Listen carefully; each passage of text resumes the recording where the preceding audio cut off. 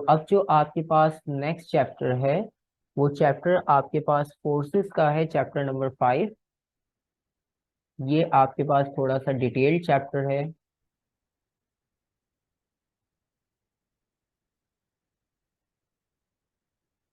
और फोर्सेस का इसमें काफी आपके पास कॉन्सेप्ट यूज होगा। Resultant force, different type of force, direction of force, तो हम डिटेल में इसमें डिस्कस करेंगे इस चैप्टर में कि आपके पास इनमें डिफरेंस क्या होता है। और उसके बाद अगर हम स्टार्ट करें फोर्सेस से, तो पहले फोर्स को अगर हम डिफाइन करें, फोर्स के बारे में जो पहले डेफिनेशंस हमने पढ़ी हैं, push and pull on a body, और ये बेसिक डेफिनेशंस जो है वो हम पहले लोअर सेकेंडरी क्लासेस में पढ़ते आए हैं। लेकिन अब हमने फोर्स को थोड़ा डिटेल में डिफाइन करना है। तो डिटेल में डिफाइन करने के लिए हमारे पास जो प्रीवियस चैप्टर्स हमने पढ़े मोशन से रिलेटेड, तो उसमें हमने स्टेट को डिस्कस किया था, state of a body.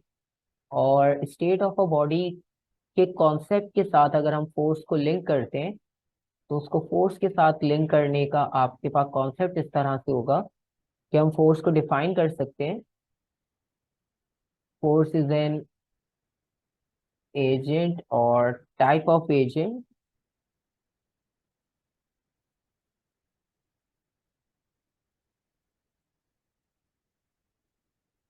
which produce or tends to produce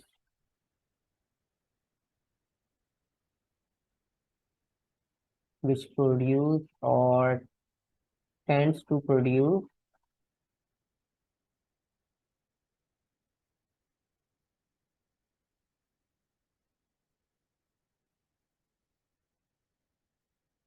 the change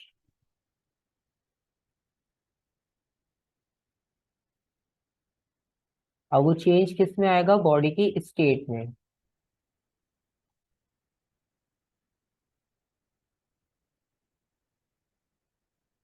ठीक है।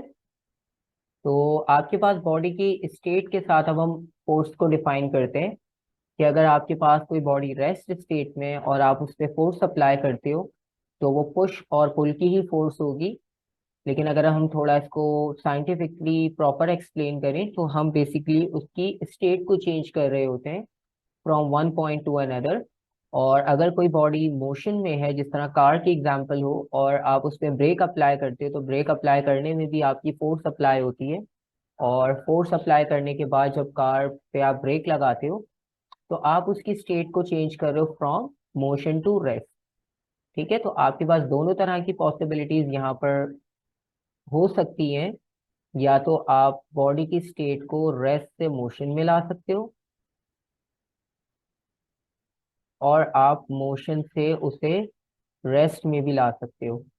ठीक है। तो दोनों तरह की पॉसिबिलिटीज आपके पास फोर्सेस में इन्वॉल्व है। यहाँ तक क्लियर है।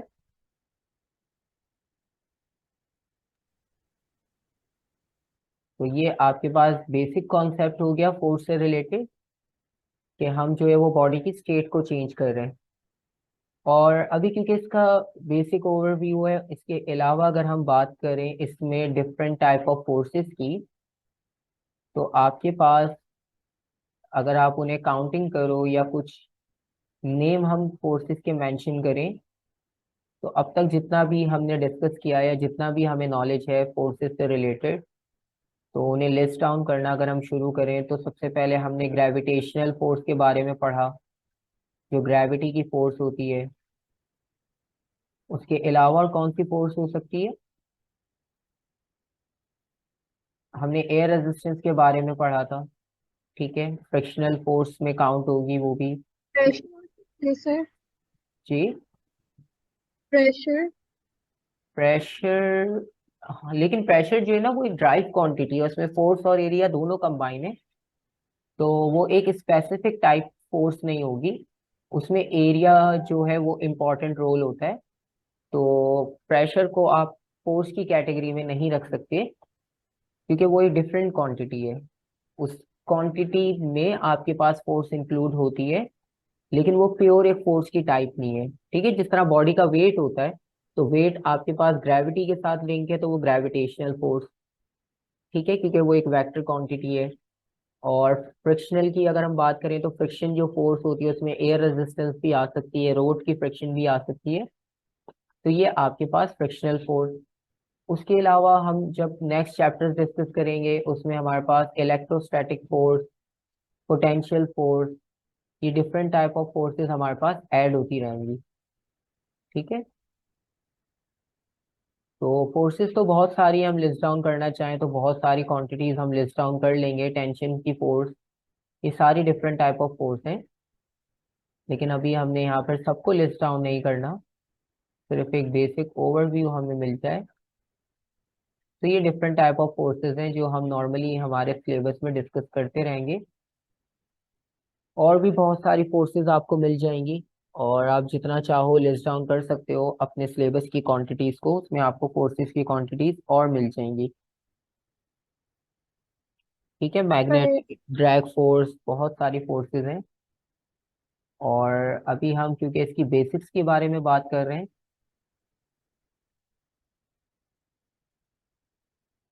अच्छा, हमने प्रीवियस चैप्टर में डिस्कस किया था इनर्शिया का कॉन्सेप्ट, वो भी कुछ इसी तरह से लिंक था।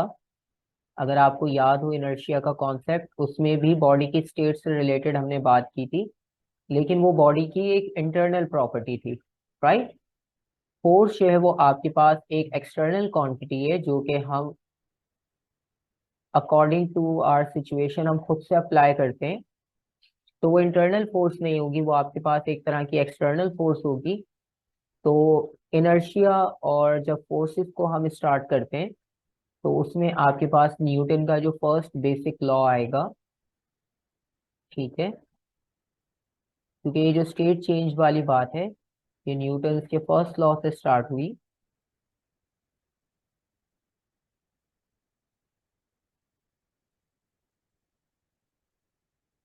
Newton first law.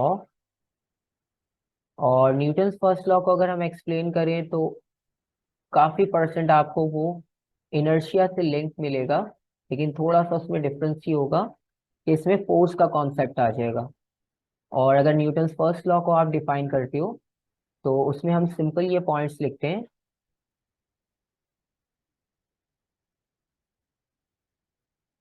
कि बॉडी विल कंटिन्यू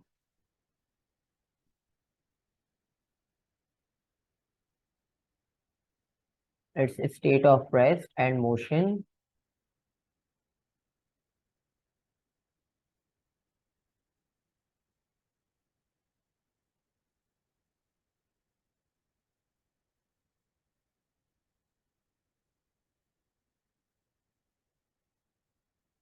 तो बॉडी जब तक अपनी स्टेट को कंटिन्यू करेगी जब तक कोई एक्सटर्नल फोर्स उस पर एक्ट ना करे।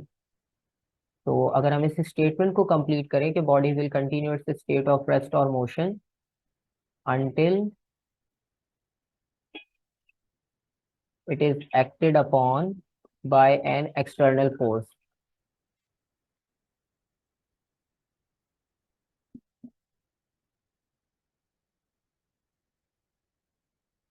acted upon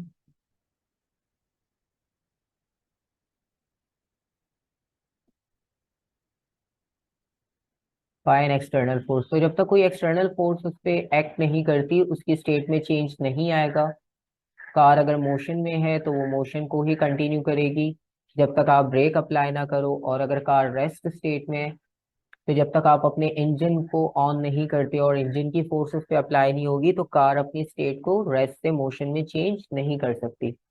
right. तो ये न्यूटन फर्स्ट लॉ है। तो काफी पॉसिबिलिटीज इसमें जो है वो इनर्शिया के साथ लिंक है, लेकिन बस एक इंटरनल एक्सटर्नल के डिफरेंस की वजह से दोनों कॉन्सेप्ट्स थोड़े से डिफरेंट हो जाते हैं। राइट।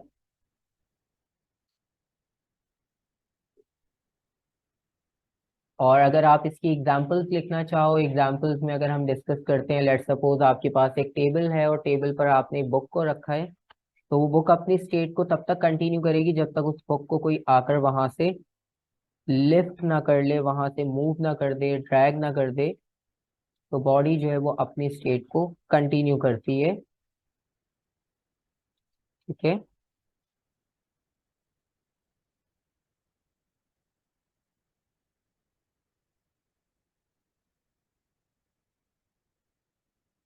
तो let's suppose if there is an object or type of block or book is placed on a table, तो ये आपके पास रेस्ट स्टेट में है, और जब तक आप इस पे एक्सटर्नल फोर्स अप्लाई नहीं करोगे ये अपनी स्टेट को चेंज नहीं करेगी, राइट। तो जब आप इस पे एक्सटर्नल फोर्स अप्लाई कर दोगे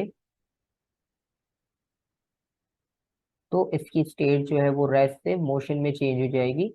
तो न्यूटन्स फर्स्ट लॉ बेसिकली आपको ये एक्सप्लेन करता है, राइट। और इसी तरह से अगर आपके पास एक बॉल की एग्जांपल लो आप, या एक कार की एग्जांपल लो। अब बॉल में क्या होता है कि बॉल अगर ग्राउंड पे रोल कर रही है तो वो एक पॉइंट पर आकर स्टॉप हो जाती है, क्योंकि कंटिन्यूसली उस पर ग्राउंड की फ्रिक्शन अप्लाई हो रही है। अगर वहां पे ग्राउंड पे फ्रिक्शन ना हो तो वो बॉडी कंटिन्यूसली मूव करती रहे, राइट। Yes. तो अगर आप एक बॉल की एग्जांपल लेते हो और वो मूव कर रही है आपके पास अभी मोशन स्टेट में,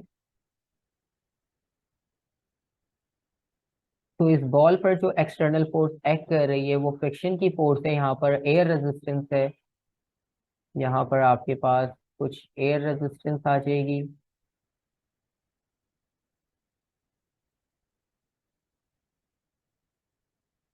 और यहाँ पे फ्रिक्शन भी आ जाएगी सरफेस की। तो ये आपके पास एक्सटर्नल फोर्स एक्ट करती हैं उस बॉल पर, जिसकी वजह से आपके पास बॉल जो है वो रेस्ट स्टेट में आ जाती है कुछ टाइम मूव करने के बाद, राइट। तो इसका बॉल का जो फाइनल पोजीशन होगी वो आपकी रेस्ट स्टेट में होगी after travelling through some distance. तो एक चीज ये हो गई हमारे पास, हमने दोनों सिचुएशन में देखा कि रेस्ट और मोशन में हमारे पास फोर्सेस किस तरह से अप्लाई कर सकती हैं और किस तरह अप्लाई करती हैं, ये सारी बात हमारे पास यहाँ पर ऐड हो गई। और दूसरी बात अगर हम करते हैं, और इसका कोई फॉर्मूला नहीं है, कोई आपने इसका ऐसा यूनिट डिफाइन नहीं करना न्यूटन फर्स्ट लॉ में, क्योंकि ये आपके पास बॉडी की स्टेट और एक्सटर्नल फोर्स के साथ लिंक है, राइट।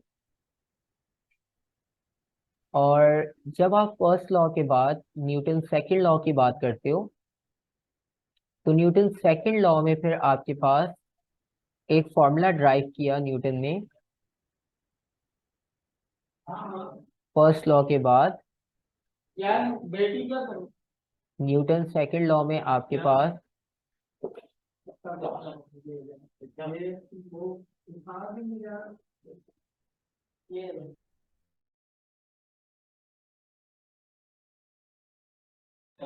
तो न्यूटन सेकंड लॉ की अगर आप बात करो तो न्यूटन सेकंड लॉ में उसने आपको डिटेल फोर्स का कॉन्सेप्ट दिया था,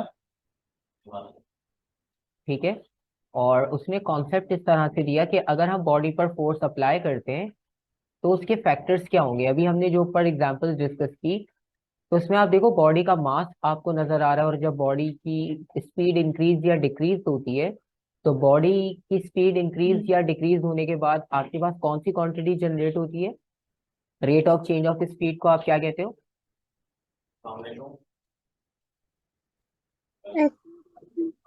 एक्सेलरेशन। Velocity. तो आपके पास rate of change of velocity को आप एक्सेलरेशन लिखते हो। तो न्यूटन सेकंड लॉ में उसने इन्हीं दो क्वांटिटीज को एड्रेस किया है कि आपके पास जो बॉडी पर अप्लाई होने वाली फोर्स होगी, अगर वो हमने क्वांटिटी कैलकुलेट करनी है तो वो क्वांटिटी आप इस तरह से कैलकुलेट कर सकते हो कि acceleration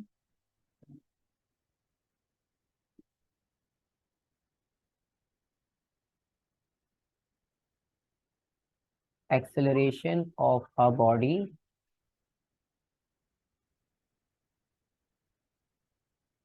is directly proportional to the force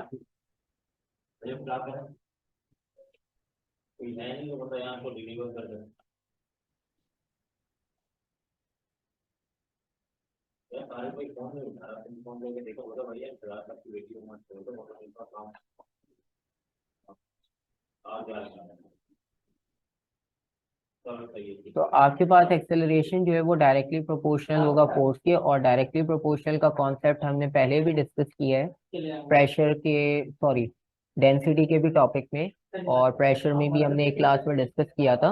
कि डायरेक्टली प्रोपोर्शनल का कॉन्सेप्ट ये होता है कि अगर आप एक क्वांटिटी इंक्रीज कर रहे हो तो सेकंड क्वांटिटी भी ऑटोमेटिक इंक्रीज होगी, राइट। लेकिन इसमें आपके पास एक कंडीशन है कि ये दोनों डायरेक्टली प्रोपोर्शनल तो होंगे, लेकिन जो हमने ऊपर देखा कि बॉडी का मास, तो वो भी आपके पास एक इम्पॉर्टेंट फैक्टर है। तो मास के बारे में हम क्या लिखें?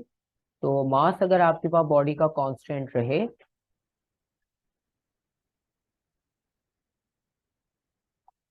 इफ मास रिमेन्स कांस्टेंट,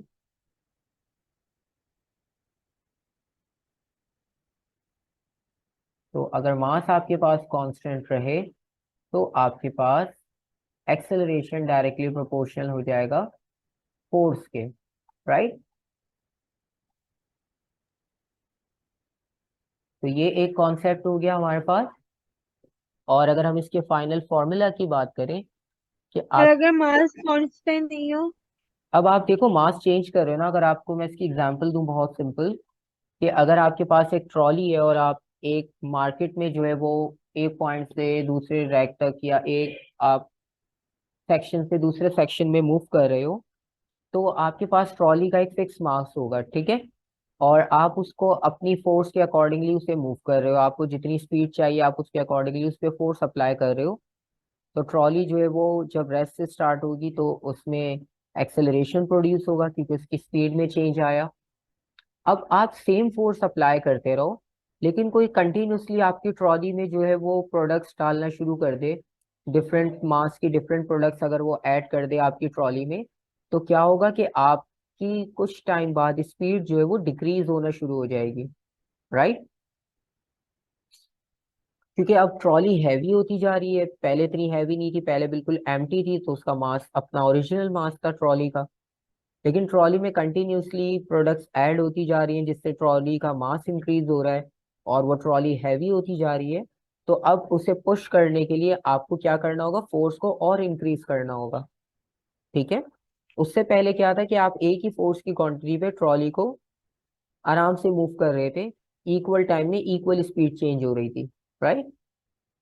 मतलब आप रनिंग कर रहे हो एक पॉइंट से दूसरे पॉइंट तक, तो आप जितनी भी फोर्स अपनी अप्लाई कर रहे हो तो उसके अकॉर्डिंगली आपकी एक्सेलरेशन इंक्रीज हो रही है।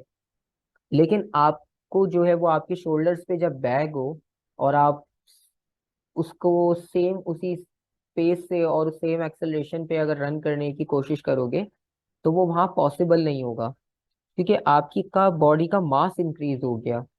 तो अब वो आपकी जो क्वांटिटी थी पहले वाली सेम, वो अब अप्लाई नहीं हो सकती, ठीक है। तो अगर आपने डायरेक्टली प्रोपोर्शनल इसे करना है तो आपके पास मास जो है वो कांस्टेंट होना चाहिए। तो फोर्स जो है वो आपके पास डायरेक्टली प्रोपोर्शनल होगा एक्सेलरेशन के, और मास को हम कांस्टेंट लिखेंगे।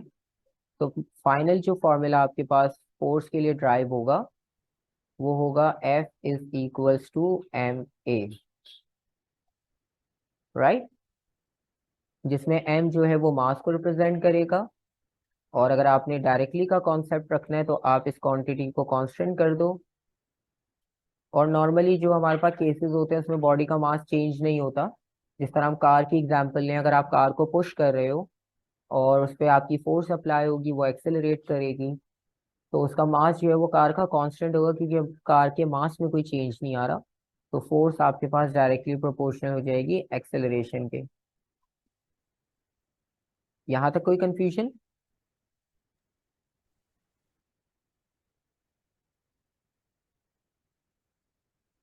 और अगर आप सिंबल लिखना चाहो तो जो फोर्स के लिए हम सिंबल लिखते हैं वो हमें पहले से भी आइडिया, हम काफी जगह पर लिख चुके हैं। तो फोर्स के लिए हम एफ का सिंबल यूज करते हैं, और जो एसआई यूनिट होगा फोर्स का, एसआई यूनिट फोर्स के लिए क्या यूज होगा? न्यूटन। तो न्यूटन आपके पास जो है वो इसका एसआई यूनिट होगा, और उसके लिए हम सिंबल यूज करते हैं कैपिटल एन, राइट। तो ये आपके पास फोर्स के लिए कुछ फॉर्मूला आ गया, और कुछ आपके पास जो है वो उसकी वैल्यूज आ गई अब कैलकुलेट करने के लिए। जब हम क्वेश्चन डिस्कस करेंगे तो वहां पर ये फॉर्मूला आपको हेल्प करेगा वैल्यूज कैलकुलेट करने के लिए। ठीक है, कोई कंफ्यूजन यहाँ तक? नहीं। ठीक है। अच्छा, अब आपके पास फोर्सेस की डायरेक्शन भी जो है वो बहुत इंपॉर्टेंट यहाँ पर होती है, कि डायरेक्शन के साथ आप फोर्सेस को डिस्कस करते हो।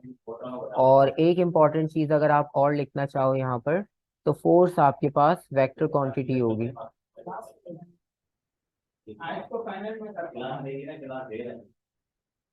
तो फोर्स आपके पास वेक्टर क्वांटिटी होगी, क्योंकि इसमें डायरेक्शन भी इन्वॉल्व है। ठीक है, और जब हम डायरेक्शन की बात कर रहे हैं यहाँ पर, तो आपके पास डायरेक्शन डिफरेंट तरह से पॉसिबल हो सकती है, राइट। अगर हम पहले बात करें, तो अब अगर हम उसमें दो तरह की फोर्सेस की डायरेक्शन को हम इन्वॉल्व करते हैं, तो आपके पास एक टाइप की फोर्स होती है बैलेंस्ड,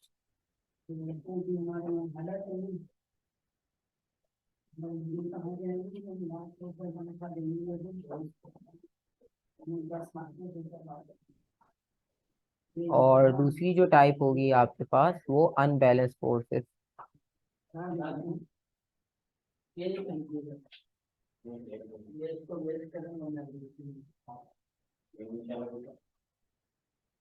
कटिंग वगैरह हो तो मुझे देना, मेरे तीनों बंदे उसको खाने में बिजी हैं। ठीक है, तो ये दो तरह की फोर्सेस के बारे में हमने डिस्कस करना है, कि एक बैलेंस फोर्सेस होगी और एक अनबैलेंस फोर्सेस होगी। अगर हम बैलेंस और अनबैलेंस को अब थोड़ा सा यहाँ पर डिस्कस करें, तो आपके पास लेट सपोज अगर एक ब्लॉक पर डिफरेंट फोर्सेस एक्ट कर रही हो, और लेट सपोज पहले बैलेंस के लिए हम बात करते हैं, तो लेट सपोज एक ब्लॉक हो आपके पास यहाँ पर,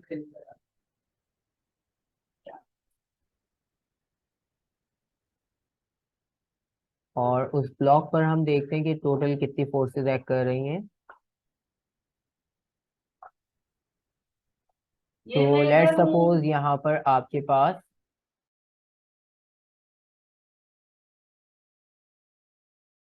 यहाँ पर हमारे पास जो फोर्सेस एक्ट कर रही हैं, लेट सपोज एक फोर्स हमारे पास यहाँ राइट हैंड साइड पर एक्ट कर रही है, और एक फोर्स हमारे पास यहाँ पर लेफ्ट हैंड साइड पर एक्ट कर रही है, और एक और फोर्स ऐड कर लेते हैं हमारी राइट हैंड साइड पर। तो दो फोर्सेस आपके पास राइट हैंड साइड पर है, और एक फोर्स आपके पास लेफ्ट हैंड साइड पर है। अब अगर इनकी वैल्यूज को आप मेंशन करते हो, लेट सपोज F1 इक्वल है 5 न्यूटन, और एक और फोर्स है आपके पास 5 न्यूटन की, और दूसरी जो फोर्स है वो आपके पास 10 न्यूटन की है लेफ्ट हैंड साइड पर। तो अब आप ये बताओ कि फाइनल फोर्स जो होगी उसकी वैल्यू क्या होगी, क्योंकि राइट हैंड साइड पर 10 न्यूटन की फोर्स एक्ट कर रही है और लेफ्ट पर भी 10 न्यूटन की फोर्स एक्ट कर रही है। तो आप फाइनल रिजल्टेंट बता सकते हो कि क्या, किस डायरेक्शन में फोर्स अप्लाई होगी फाइनल? फुल होगी शायद। कहाँ पे? फुल होगी ना, कि दोनों का सेम मास। हाँ, दोनों पे सेम है, तो इसका मतलब ऑब्जेक्ट कहीं भी नहीं मूव करेगा। जिस तरह टग ऑफ हाँ। वॉर की एग्जांपल ले, टग ऑफ वॉर में अगर दोनों साइड्स बैलेंस है, तो आपके पास दोनों टीम में से कोई भी किसी की भी डायरेक्शन में मूव नहीं करेगा, क्योंकि वहां पर हमारी फोर्सेस बैलेंस है, राइट। तो एक कॉन्सेप्ट हमारे पास ये हो गया यहाँ पर। और इसी के साथ अगर हम कंपेयर करते हैं अनबैलेंस फोर्सेस को, तो अनबैलेंस फोर्सेस में आपके पास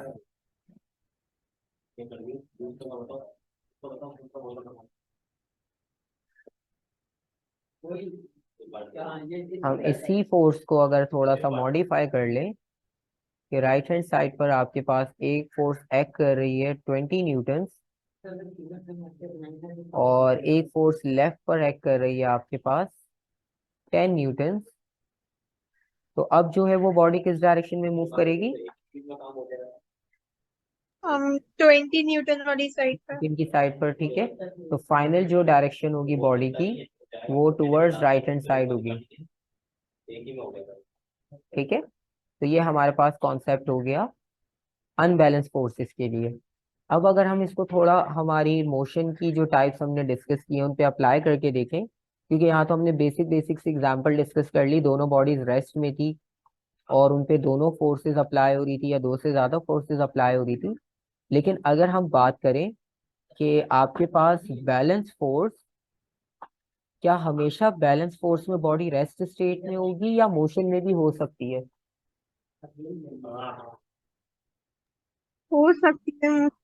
हो सकती है, ठीक है। अब हमने उसको देखना है कि बैलेंस फोर्सेस में बॉडी जो है वो किस तरह से मोशन में पॉसिबल हो सकता है उसका फाइनल स्टेट। तो अभी जो हमने यहाँ पर सिचुएशन लिखी है वो रेस्ट के लिए लिखी है, ठीक है। और यहाँ पर जो हमारे पास बॉडी है वो आपके पास मोशन में है। और अगर हम बैलेंस को थोड़ा सा और कंटिन्यू करें, तो बैलेंस को कंटिन्यू करने का मतलब ये है कि लेट्स सपोज अगर आपके पास एक कार की एग्जांपल हो, और कार की एग्जांपल के बारे में अगर हम यहाँ पे बात करते हैं,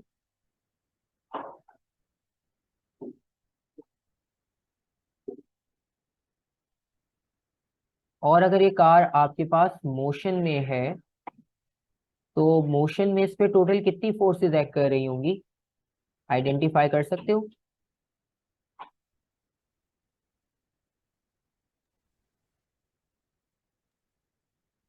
एयर रेजिस्टेंस।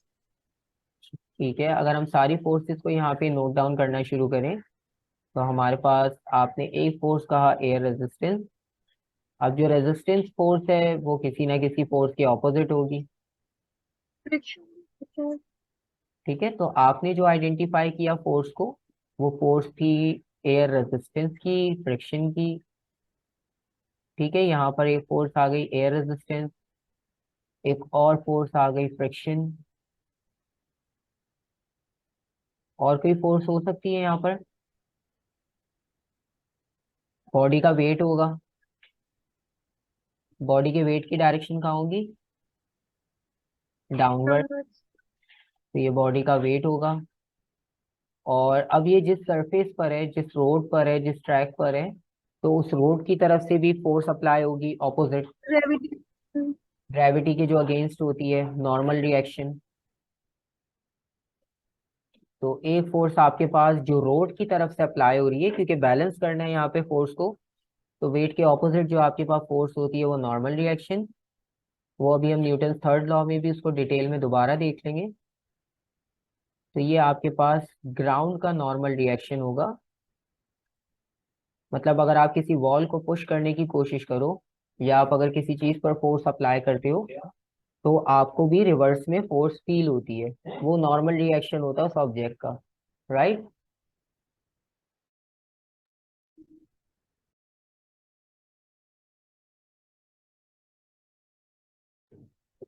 ठीक है, समझ आ गया नॉर्मल रिएक्शन का कॉन्सेप्ट। आ गया। और एक फोर्स यहाँ पर मिसिंग है अभी भी, वो फोर्स आइडेंटिफाई करो, वो किस डायरेक्शन में होगी? फॉरवर्ड। फॉरवर्ड डायरेक्शन में होगी, और वो आपके पास इंजन की फोर्स होगी, सही है। ठीक है। तो अब आप देखो यहाँ पे टोटल कितनी फोर्स हो गई, अगर हम इन्हें काउंट करें तो टोटल 5 फोर्स एक्ट कर रही है बॉडी पर, ठीक है। तो यहाँ पर टोटल 5 फोर्सेस एक्ट कर रही है एक सिंगल बॉडी पर, और हम ये कह रहे हैं कि बॉडी मोशन में है। और ऊपर हम डिस्कस ये करना चाह रहे हैं कि ये बॉडी पर जो फोर्सेस हैं वो बैलेंस्ड हैं। अब वो बैलेंस कैसे है हमने ये देखना है, ठीक है। अब लेट्स सपोज ये कार जो मूव कर रही है, वो कार मूव कर रही है कांस्टेंट स्पीड से।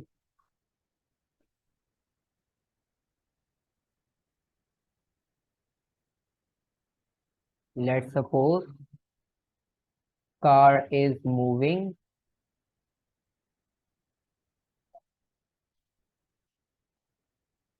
car is moving with a constant speed,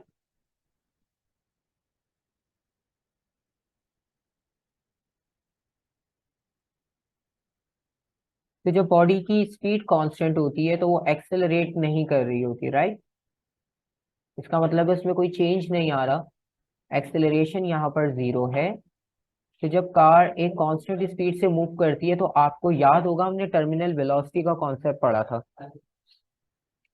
उसमें बस उसमें ये डिफरेंस था कि उसमें बॉडी डाउनवर्ड आ रही थी, राइट। और उसमें एयर रेजिस्टेंस और वेट, जब दोनों फोर्सेस बैलेंस हो जाती है तो उस बैलेंस कंडीशन में हम क्या लिखते थे कि बॉडी की स्पीड कांस्टेंट होती है, उसे हम क्या कहते हैं, टर्मिनल वेलोसिटी, राइट। तो इसी तरह से आपके पास जब हम इस ऑब्जेक्ट की बात कर रहे हैं जो कि एक फॉरवर्ड डायरेक्शन में मूव कर रहा है, तो यहाँ पर आपको ये देखने को मिल रहा है कि बॉडी जो है वो मूव भी कर रही है, लेकिन क्योंकि इसकी स्पीड कांस्टेंट है, तो जब स्पीड कांस्टेंट है तो इसका मतलब है कि इस पे सारी जो फोर्सेस एक्ट कर रही हैं वो कैसी होगी, बैलेंस टाइप होगी, उसमें चेंज नहीं आएगा, राइट। मतलब आपको आपकी जो pocket money monthly fix amount एक मिल रही है, तो उसमें हम ये देखते हैं कि हमारे जो है वो एक्सपेंस कितने हैं और कितनी हम सेविंग्स कर रहे हैं। तो वो हम जो है वो उस अमाउंट के अकॉर्डिंगली कर रहे होते हैं, क्योंकि हमें पता है हमारी जो वहां पर अमाउंट हमें मिल रही है मंथली वो फिक्स है। तो स्पीड की वैल्यू भी यहाँ फिक्स है, तो उसके अकॉर्डिंग बाकी चीजें भी क्या होंगी, बैलेंस हो जाएंगी, राइट। अगर उस अमाउंट में चेंज आएगा तो फिर हमारी रूटीन पे भी चेंज आएगा। तो अगर हम स्पीड चेंज करेंगे तो आपकी कार में भी क्या होगा, फिर उस पे फोर्सेस जो है वो अनबैलेंस होना स्टार्ट होगी। ठीक है, अगर आप जॉगिंग कर रहे हो तो आपको एयर रेजिस्टेंस फील होगी कांस्टेंट। ठीक है, और अगर आप जॉगिंग करते करते रनिंग करना स्टार्ट कर दो, ठीक है, तो रनिंग करते हुए आपको एयर रेजिस्टेंस ज्यादा फील होगी जो कि पहले नहीं हो रही थी, राइट। तो ये सारी चीजें होती है आपके पास बैलेंस फोर्सेस में। तो आपके पास ये दोनों सिचुएशंस जो है वो बैलेंस में पॉसिबल है, रेस्ट स्टेट भी और मोशन स्टेट भी, right.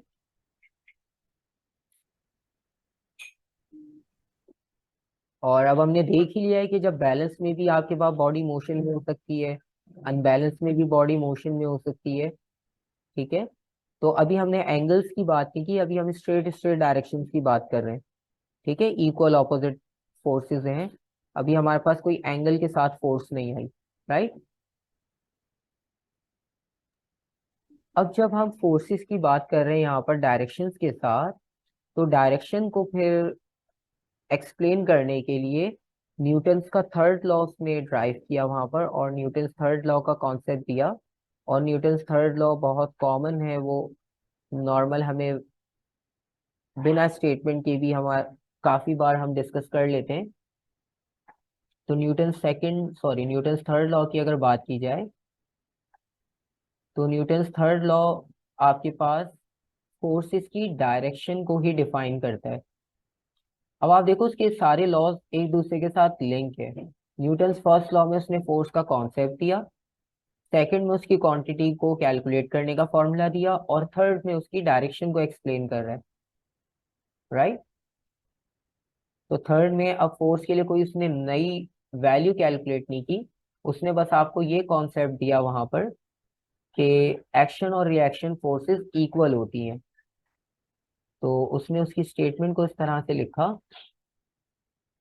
For every action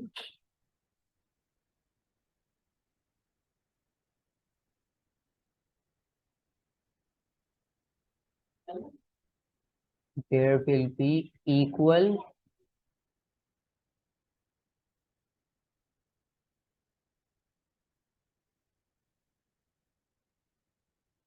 but opposite reaction, right.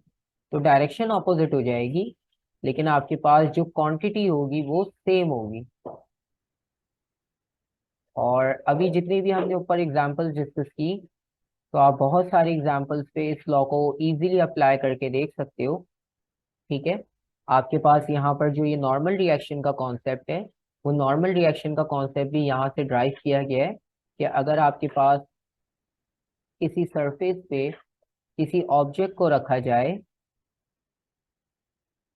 ठीक है, यहाँ पर हमने फ्लैट सरफेस पे एक ऑब्जेक्ट को रखा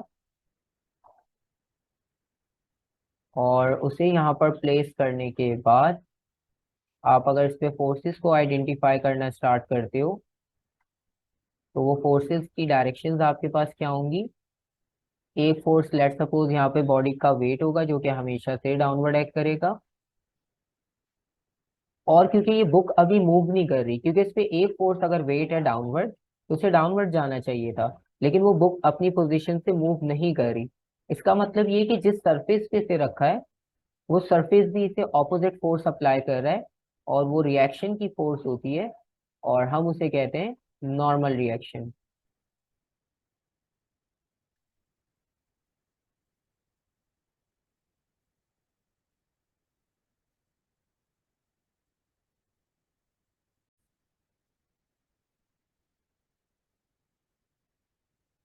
तो यहाँ पर हम बात कर रहे थे कि अगर टेबल पर हमने बुक को रखा है, उसका वेट डाउनवर्ड है और नॉर्मल रिएक्शन उस पर अपवर्ड एक्ट कर रहा है, तो ये आपके पास इस तरह बहुत एग्जांपल्स है। अभी हमने प्रीवियस एग्जांपल डिस्कस की कार की एग्जांपल।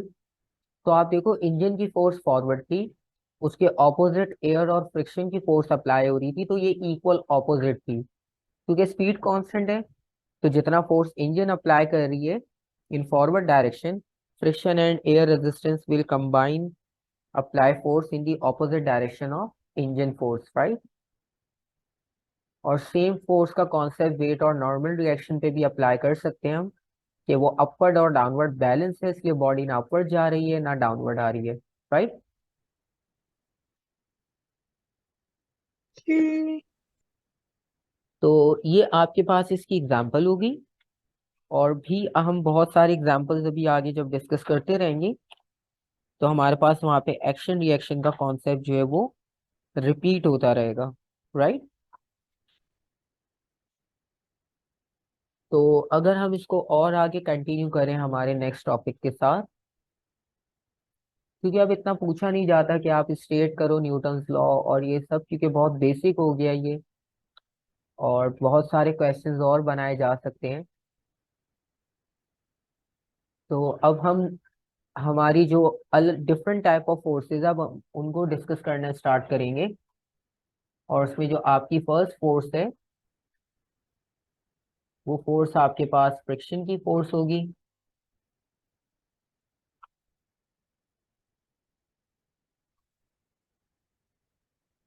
ठीक है। और फ्रिक्शन के बारे में हमें पता है, बहुत बेसिक सा कॉन्सेप्ट है इसका, कि आपके पास फ्रिक्शन की फोर्स हमेशा मोशन की ऑपोजिट डायरेक्शन में एक्ट करती है। तो फ्रिक्शन जो है वो एक सिंपल सी फोर्स है विच ऑलवेज एक्ट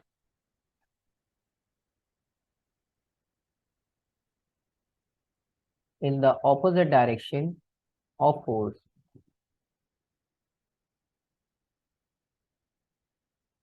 ठीक है।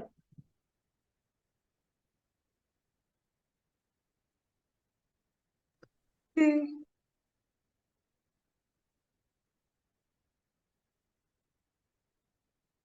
और हम यहाँ पे अप्लाइड फोर्स लिख लेते हैं ताकि थोड़ा सा फोर्स में वर्ड डिफरेंस हो जाए। तो जो अप्लाइड फोर्स होगी उसके ऑपोजिट हमेशा अप्लाई होती है ये। हमने कार की एग्जांपल ली, कार पे हम ब्रेक लगाते हैं तो फ्रिक्शन हमें हेल्प करती है उसे रेस्ट स्टेट में लाने के लिए, क्योंकि वो रोड की फोर्स होती है जो ऑपोजिट एक्ट कर रही होती है। उसके अलावा आपके पास अगर आप सैंड पेपर की एग्जांपल लो, तो सैंड पेपर जो है वो, आप किसी भी सरफेस पे अगर आप उसे स्लाइड करते हो, तो स्लाइड करने के बाद जो है वो आपको ऑपोजिट फोर्स की वजह से वहां पर आप उस सरफेस को थोड़ा सा स्मूथ करने के लिए यूज करते हो, रफ करने के लिए यूज करते हो। तो यहाँ पर आप बहुत सारे मटेरियल्स में फ्रिक्शन की फोर्स देख सकते हो। अब वो आपके पास सैंड पेपर हो, टायर्स हो। अब हम टायर को जो है वो रबर का नॉर्मली इसलिए यूज करते हैं क्योंकि रबर में जो है वो फ्रिक्शन ज्यादा होती है, ठीक है। तो रबर टायर्स हम यूज करते हैं नॉर्मली, क्योंकि जितना रफ सरफेस होगा आपके पास फ्रिक्शन जो है वो उतनी मैक्सिमम आपको मिलेगी।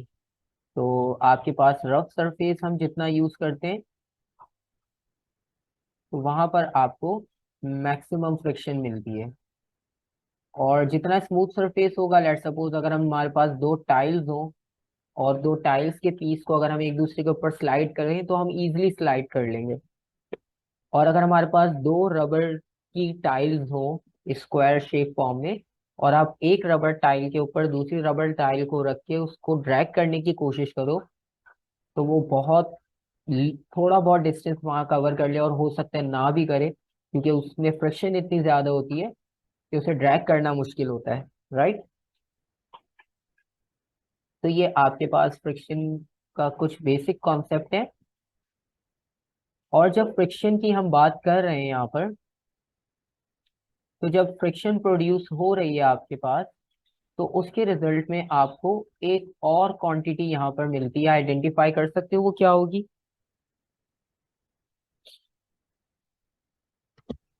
जब आपसे पूछेगा क्वेश्चन। क्वेश्चन ये था कि जब हम फ्रिक्शन की बात करते हैं, अगर आप नॉर्मल सिंपल सी एग्जांपल लो, अभी जिस तरह सर्दियों का भी मौसम आ रहा है, और हम नॉर्मली क्या करते हैं कि जब वहां पर बहुत टेम्परेचर लो होता है, तो हम दोनों अपने हाथों को जो है वो एक दूसरे के ऊपर स्लाइड कर रहे होते हैं। तो उसका रीजन क्या होता है? उसके रिजल्ट में हमें कौन सी क्वांटिटी मिल, हीट एनर्जी। हीट एनर्जी मिल रही है, ठीक है। तो जब भी फ्रिक्शन आपके पास इन्वॉल्व होगी, तो ये क्वेश्चन भी बहुत बार पूछा जाता है। तो वहाँ पे ये कंफ्यूजन हो जाती है कि और तो कोई फोर्स के बारे में हमने पढ़ा ही नहीं था। तो वो फोर्स के बारे में नहीं, आपके पास एक डिफरेंट क्वांटिटी के बारे में पूछ रहे होते हैं। और वो आपके पास हीटिंग इफेक्ट होता है, जो कि फ्रिक्शन के रिजल्ट में हमें ऑटोमेटिक मिल रहा होता है, गिफ्ट की फॉर्म में।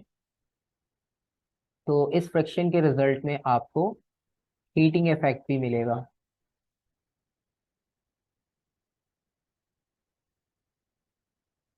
और फिर इस हीटिंग इफेक्ट को कम करने के लिए, आपने देखा होगा, कार की एग्जांपल लो, आप बाइक की एग्जांपल लो, किसी भी मशीन की एग्जांपल लो, तो हर डिफरेंट मैकेनिज्म में, हर डिफरेंट इंजन के लिए हम ऑयल यूज करते हैं, ठीक है। तो उस ऑयल को यूज करने का रीजन ये होता है कि आपके पास दोनों सरफेस के बीच में जब ऑयल की लेयर आ जाएगी, तो आपके पास फ्रिक्शन रिड्यूस होगी,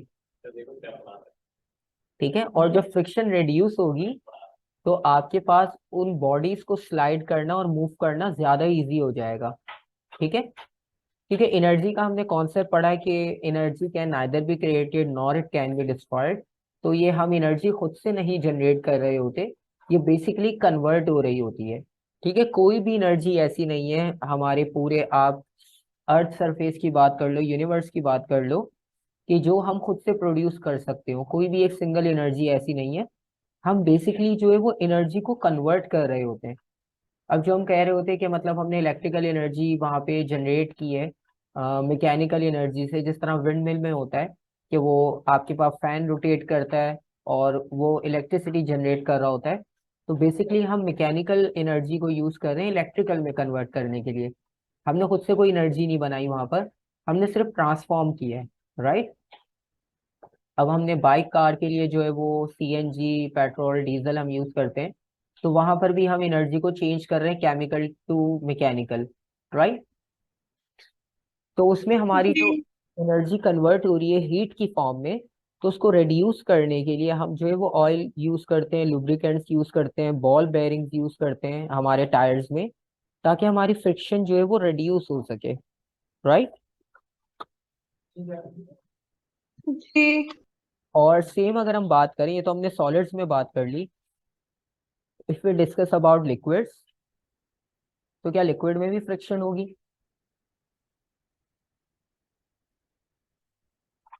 अगर हम शायद नहीं। लिक्विड्स की बात करें, तो आप कह रहे हो कि शायद उसमें फ्रिक्शन नहीं होती।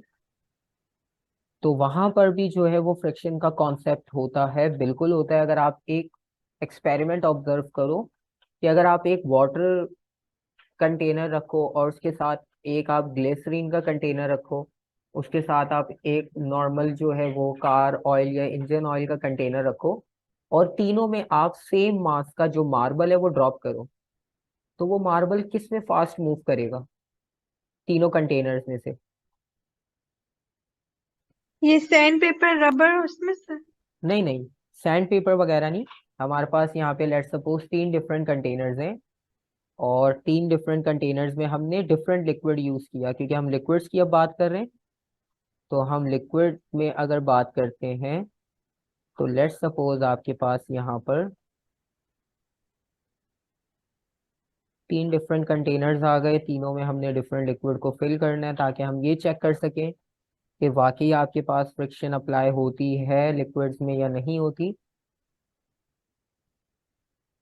तो ये आ गए आपके पास तीन कंटेनर्स, और तीनों में हम डिफरेंट लिक्विड को फिल करते हैं। और फिर चेक करते हैं कि उसमें आपके पास डिफरेंस क्या होता है।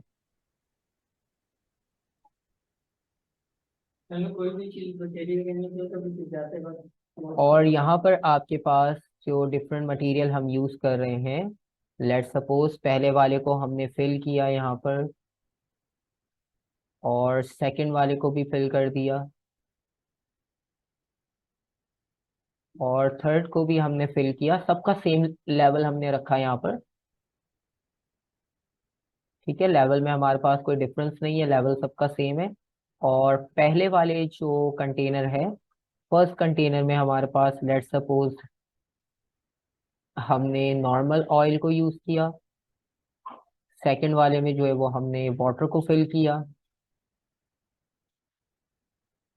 और थर्ड वाले में हमने ग्लिसरीन को फिल कर लिया, या पैराफिन ऑयल को हमने यूज किया। और अब इन तीनों को फिल करने के बाद अगर इसमें मार्बल ड्रॉप किया जाए, तो आपके पास मार्बल जो है वो किस लिक्विड में फास्ट मूव करेगा? वाटर में शायद। वाटर में मूव करेगा। ठीक है, अब वाटर में फास्ट मूव क्यों कर रहा है, बाकी में क्यों नहीं मूव कर रहा?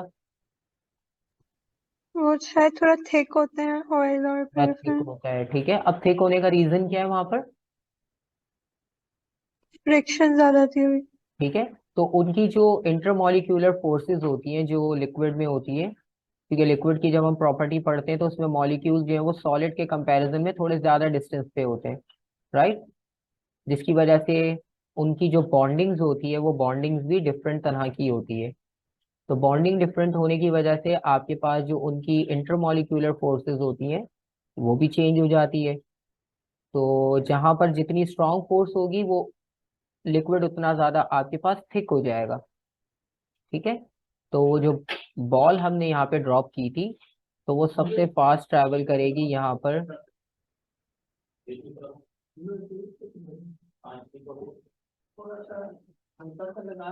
और वाटर की अगर हम बात करें तो वाटर में वो इससे भी ज्यादा डाउनवर्ड मूव कर रही है। और पैराफिन में भी थोड़ा सा रेजिस्टेंस ज्यादा होने की वजह से वो वाटर के कंपैरिजन से कम होगी। ठीक है, तो इसका मतलब ये हुआ यहाँ पर कि वाटर में भी रेजिस्टिव फोर्स होती है, लिक्विड में भी रेजिस्टिव फोर्स होती है।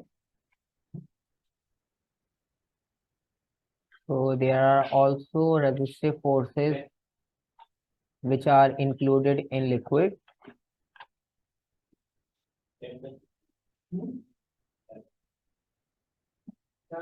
और वो जो डिफरेंट थिकनेस की आप बात कर रहे हो, तो डिफरेंट थिकनेस के लिए भी हम टर्म यूज करते हैं विस्कोसिटी, लेकिन अभी हम उसे यहाँ डिस्कस नहीं करेंगे क्योंकि आपके पास वो अभी हमारे इस चैप्टर में इतना डिटेल उसके बारे में कोई कॉन्सेप्ट नहीं है।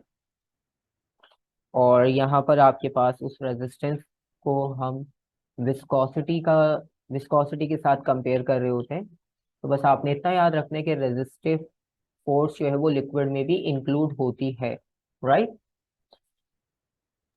जी। और वो डिपेंड करती है आपके पास लिक्विड की फॉर्मेशन पे।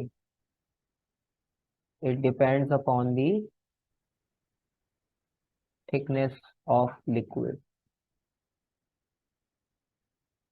सिंपल वर्ड्स में अगर आप बात करो तो थिकनेस का वर्ड यूज करेंगे हम।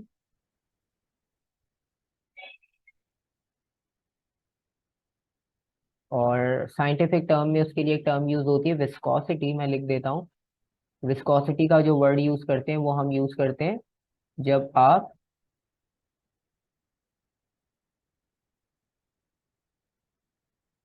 विस्कोसिटी की जब हम टर्म यूज करते हैं तो इसका मतलब ये होता है कि जो फ्रिक्शनल फोर्स होती है लिक्विड में उसे हम विस्कोसिटी कहते हैं, राइट? तो जो टर्मिनल वेलोसिटी का कॉन्सेप्ट है वो भी यहाँ पर आप ऐड कर सकते हो लिक्विड में, क्योंकि यहाँ पर क्या होता है जब हम स्टार्ट में किसी भी स्टोन को ऊपर से ड्रॉप करेंगे, तो स्टार्ट में क्या होगा कि जितनी फोर्स से जाके वो स्ट्राइक करेगा उसे, हमने उसे थ्रो नहीं किया, सिर्फ ड्रॉप किया है, लेकिन ड्रॉप करने में भी जब वो यहाँ पर आकर इस पॉइंट पे स्ट्राइक करेगा लिक्विड के सरफेस को फर्स्ट टाइम पर, तो according to Newton third law action reaction की फोर्स अप्लाई होगी। ठीक है, तो जो डाउनवर्ड फोर्स है उसके ऑपोजिट भी आपको एक फोर्स मिल जाएगी। जो कि वाटर की या लिक्विड की रेजिस्टिव फोर्स होगी। और उसके बाद फिर आहिस्ता आहिस्ता उसकी स्पीड जब उस लिक्विड में होगी वो कांस्टेंट होना शुरू हो जाएगी। तो यहाँ पर सर भी ये वाली चीज वापस समझाएंगे? आपके पास ये होता है कि जिस तरह हमने नॉर्मल टर्मिनल वेलोसिटी में डिस्कस किया था, जब हम किसी भी ऑब्जेक्ट को ऊपर से ड्रॉप करते हैं तो उसकी स्पीड पहले इंक्रीज होती है, फिर ग्रेजुअली वो कांस्टेंट होना स्टार्ट हो जाती है, और एट द मोमेंट वो जब कांस्टेंट हो जाती है तो हम उसे टर्मिनल कहते हैं, राइट। और जी। जब हम लिक्विड में ड्रॉप करते हैं तो लिक्विड में ड्रॉप करने के बाद होता है क्या है, क्योंकि वहां पे वाटर की रेजिस्टिव फोर्स है, ठीक है। तो वाटर या किसी भी लिक्विड की रेजिस्टिव फोर्स को आप क्या कहते हो स्टार्ट में, कि उसकी स्पीड डिक्रीज होगी स्टार्टिंग में। जब इनिशियली आप ड्रॉप करोगे तो फर्स्ट स्टेज पे आपकी स्पीड डिक्रीज होगी, ठीक है। और फिर जब वो उस फ्लूइड में कुछ टाइम ट्रैवल कर लेगा तो आफ्टर सम टाइम उसकी स्पीड कांस्टेंट हो जाएगी, और आप लिक्विड में भी जो है वो टर्मिनल वेलोसिटी का कॉन्सेप्ट यूज कर सकते हो, राइट। जी। हमने एयर में तो देखा ही था, और लिक्विड में भी आपके पास टर्मिनल वेलोसिटी का कॉन्सेप्ट इजीली एप्लीकेबल है, ठीक है। यस। तो ये आपके पास यहाँ तक हमारा कॉन्सेप्ट हो गया न्यूटन्स लॉ के साथ आपका फोर्सेस का चैप्टर। नेक्स्ट टाइम हम स्टार्ट करेंगे कि आप रिजल्टेंट फोर्स किस तरह से कैलकुलेट करते हो, और आपके पास फ्रिक्शन जब ब्रेक अप्लाई करते तो अलग फैक्टर्स होते हैं वहां पर, वो भी हमने डिस्कस करने। फिर उसके बाद इलास्टिक डिफॉर्मेशन है, सर्कुलर मोशन है, ये सब चीजें जो है वो हमारे इसी फोर्स के चैप्टर में इंक्लूड है, राइट।